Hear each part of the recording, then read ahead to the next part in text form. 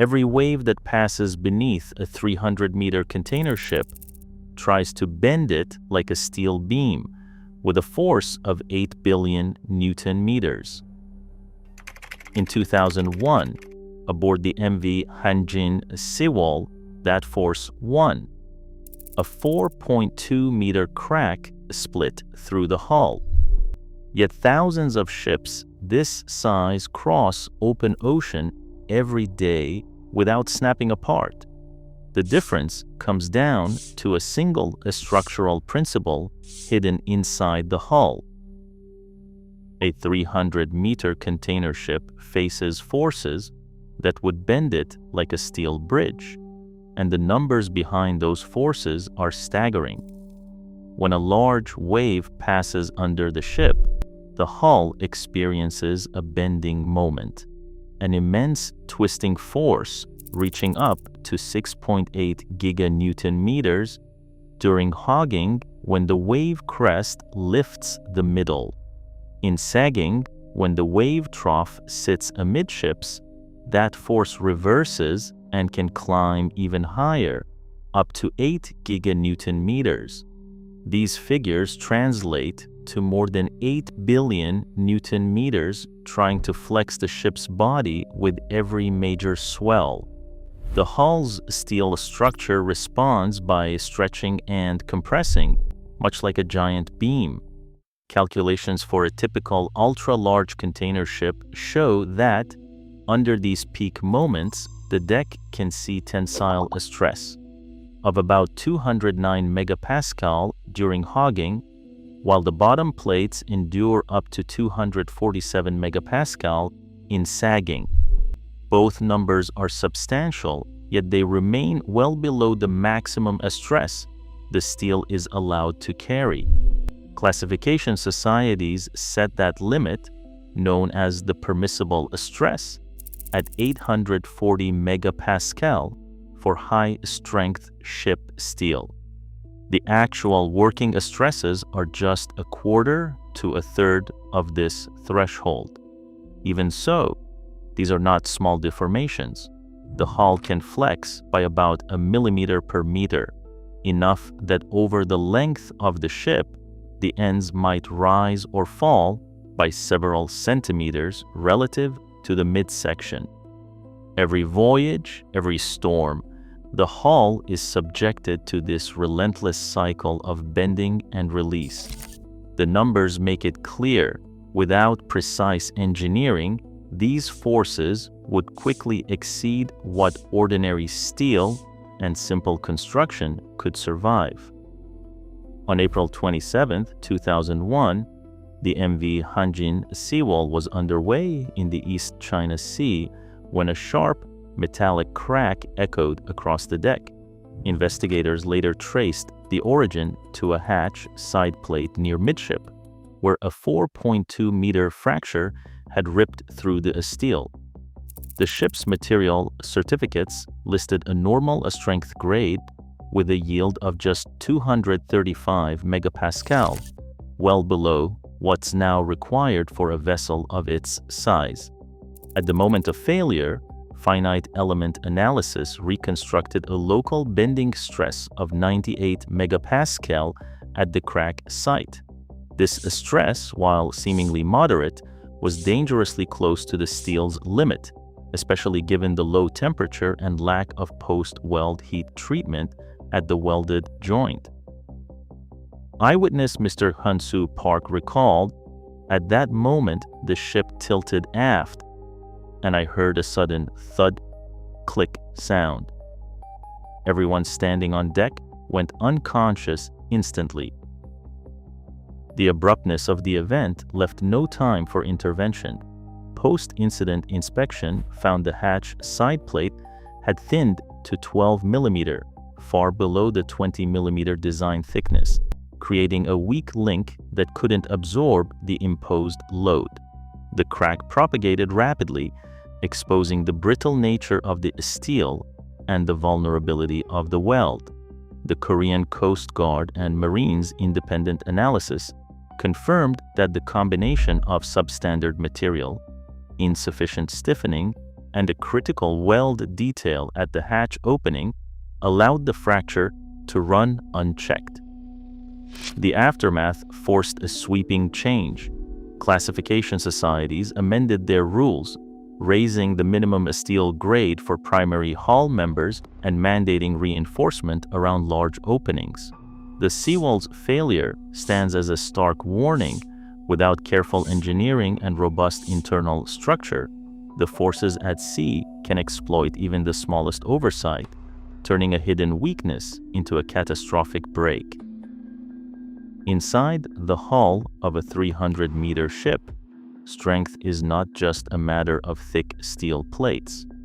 The real secret lies in a hidden skeleton, a network of girders, stiffeners, and bulkheads, all working together to resist the forces that threaten to bend the vessel in half. The backbone is the keel, running the full length of the ship at the very bottom. Above it, the main deck acts like the upper flange of a giant beam.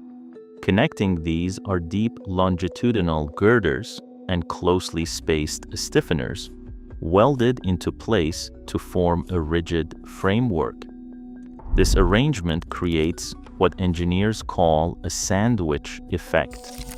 The outer shell, the deck and bottom, takes the tension and compression, while the internal girders and double bottom structure form a stiff core, multiplying the hull's resistance to bending. For a typical ultra-large container ship, the section modulus, a measure of this resistance, reaches about 32.5 cubic meters. That is not just a number, it means the ship can safely carry the enormous bending moments from waves, keeping working stresses a comfortable margin below the steel's limit. Modern vessels use high-strength HS-40 steel for these main girders and flanges. This material offers a yield strength of at least 390 megapascals, allowing designers to achieve the required section modulus with thinner, lighter plates. Compared to older solid plate designs, the sandwich girder approach can boost the section modulus by 30%, all while reducing overall weight. As Dr. Klaus Janssen of Maersk Line puts it, the combination of HS-40 steel and a sandwich-type girder gives us a section modulus 30% higher than a conventional solid plate design, allowing us to meet the IACS moment limit with a 10% lower steel weight.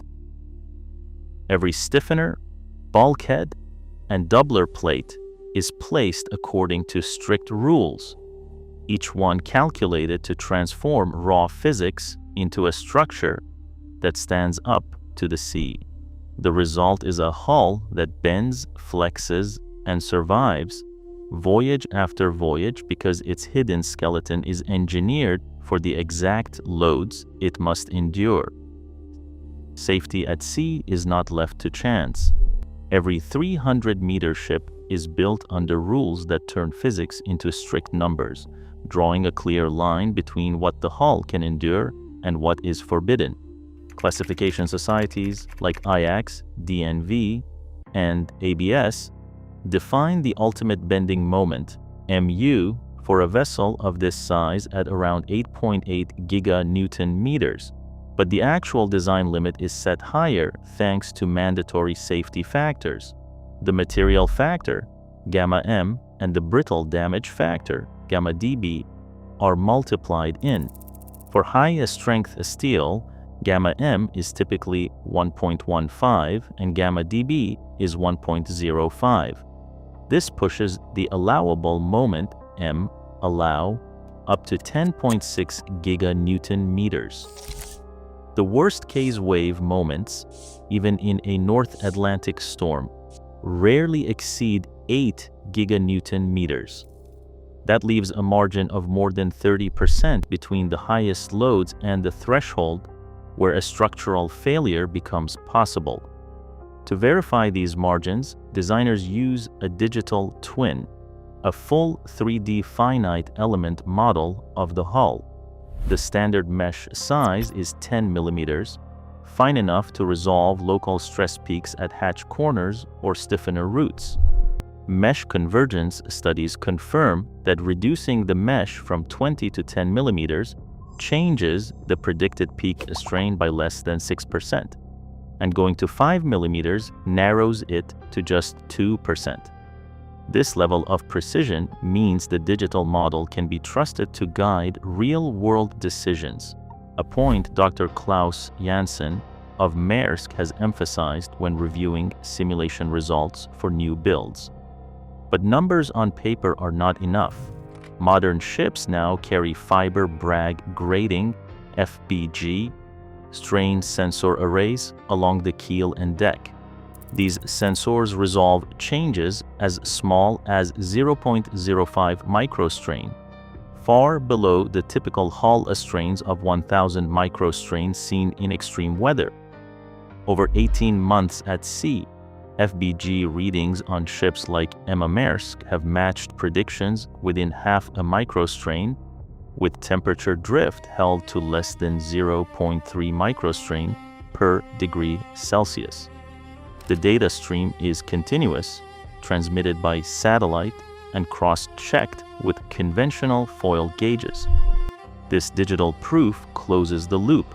The hull's hidden strength is not just calculated, but measured, confirmed, and monitored in real time, ensuring that every voyage remains well within the hard limits set by engineering and enforced by law. MSC Belle Epoque faced a real-world test of hull strength after a series of midship cracks appeared during heavy North Atlantic crossings. Engineers turned to the sandwich principle, adding a doubler plate and upgrading hatch stiffeners to cut peak stresses at the vulnerable forward deck hatch. Finite element analysis mapped the change. Maximum tensile stress at the critical spot dropped from 210 megapascals to 115 megapascals, slashing the risk of crack initiation. The retrofit didn't just lower a stress, it freed up over 1 giganewton-meter of bending moment margin, giving the ship a new safety buffer without adding excessive weight. Naval architect Ms. Yoon-hee Lee described the outcome.